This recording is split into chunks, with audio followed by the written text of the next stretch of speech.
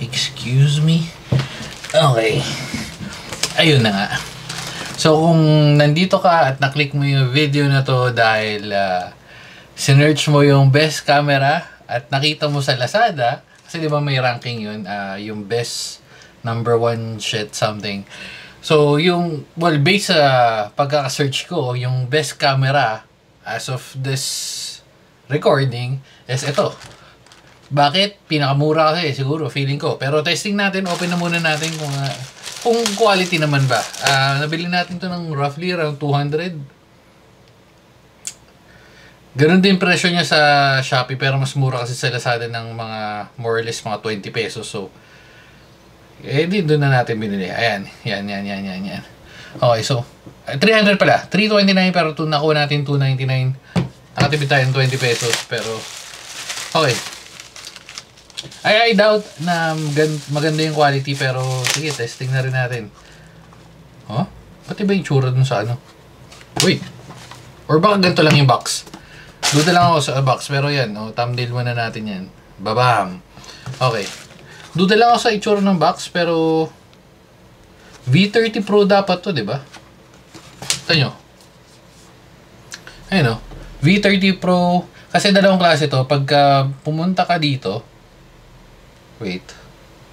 Ayan. Pag pumunta ka dito, pag bumili tayo, ayan. Meron yung pinakamura, which is 229. Tinan mo iba yung tsura. Tapos ito is 1080 na, which is 329. Or nabili natin ng 299. And itong isang 2K, try natin siguro pag okay to, pag hindi, makikita nyo naman sa quality. Pero yan, ito yung kinuha yung 1080. Quality ba? Malalaman natin, saksak natin dun. Kukompare na rin natin sa Rappo, kasi yung nabili natin. Rappo is naglalaro ng 1,200? Basta nasa 1,000 plus. So check natin kung okay ba to. Okay, so wala na. Yun lang yung package dun. Wala ka na yung ibang makikita. Plug and play lang naman to, pero okay. Wala na, yun lang. Okay, so kabit natin pagkatapos ito, pero buksan muna natin. Okay. Power signal. Okay, so USB-A pa rin naman siya. May kasabang kable. Tapos importante itong ganito. Natingin kasi ako ng mga webcam na 4K. Yung iba wala ng ganito. Hindi ko alam kung paano nasasabit. Well, pwede naman isabit talaga yung mga webcam na ganito. Sinasabit talaga doon sa monitor. Pero 'di ba? Yung iba kasi mas prefer. Ako personally mas prefer ko yung ganito para naka-separate. Tapos halimbawa, gusto mo mas malayo yung onte.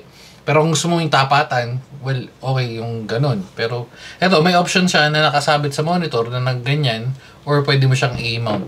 Kasi yung Rappo rin yata yung isa kong tinitingnan pero wala eh. Anyway, so yun lang. Wala naman testing na natin. Hindi ko pa nakakabit pero medyo duda ako sa quality. Pero alay natin, looks can be deceiving. Lipat tayo sa PC. Whoop. Or sa Mac.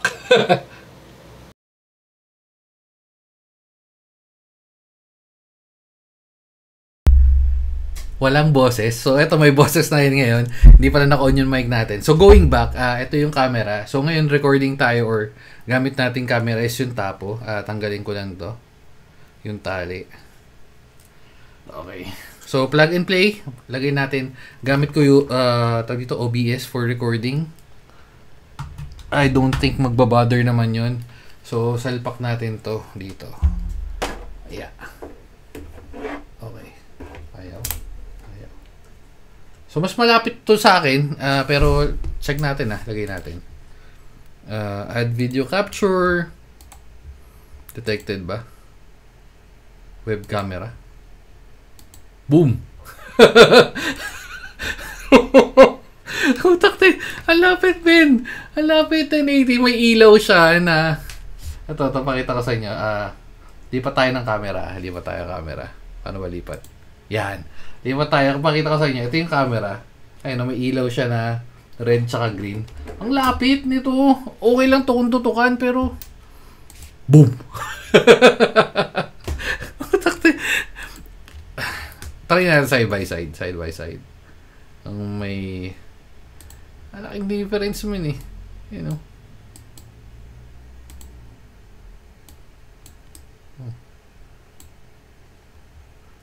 Tanggalin natin sa likod. Yan. So ito yung ito. Yan. Yung mas zoom is yung V30 Pro. Pagpantay lang natin ang size siguro. Although okay naman, actually malinaw naman siya eh. Try natin flashlight. Pag naka-flashlight or pag naka-ilaw. Actually okay naman siya. Okay naman yung quality. For 200, ang ano lang is naka-zoom. Ayan Pwede na for 200, lalo na kung gagamitin mo lang siguro sa tawag dito, sa school, lalo na sa mga estudyante, 'di ba? Sa school, pwede na tong presyo na 200. Una-una, hindi niyo naman kailangan ng 4K sa mga ganon. And unless na, yan, parang ganito. Kasi kung tutok natin pa ganyan, naka-zoom masyadong zoom, man. Ayan. Yung quality, ayun nakita niyo naman difference, 'di ba? Ito yung Rapo, itong may ilaw, ito yung isa. Para sa akin okay yung quality, ayun okay naman 1080 hindi ko nakikita kung ilan yung nakalagay na yung pixel and all. Pero magbe-base na lang ako sa itsura. Ayun lang. So dahil diyan, magkano ba yung Rapo? Parang Rapo nasa 1.3, 'di ba? Rapo camera. Wait lang. Rapo C260, yun yung nabili natin. Ang price niya ngayon nagre-range from 1.2 to 1.3. Medyo mas mahal tong isa, yung 280. 280 yata yung nabili ko. Wait lang, confirm natin. Hindi ko na makikita ito. Wala, hindi ko na makikita. Sobrang tagal na nito. Hindi, pero yun, if magre-range, ayun, okay to. Ito, yung quality nito pag may ilaw. Siguro pag may ring light. At saka kung gusto mo yung tutok. Kasi walang controls yung naka-zoom. Wala, alam ko wala. Wala. Try ko. Zoom. Edit. Zoom. Wala. Wala. Ayun na nga. So, ayun, isa pa may binili rin akong camera ng Ugreen pag dumating siguro compare natin. Feeling ko dadating in 2 days. Galing kasing Hong Kong pero anyway, so yun lang, dito na natin tatapusin. Bye-bye na guys.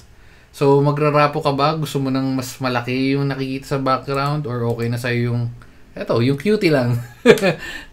Bye-bye na guys. V30 Pro 300 pwede na. Babu.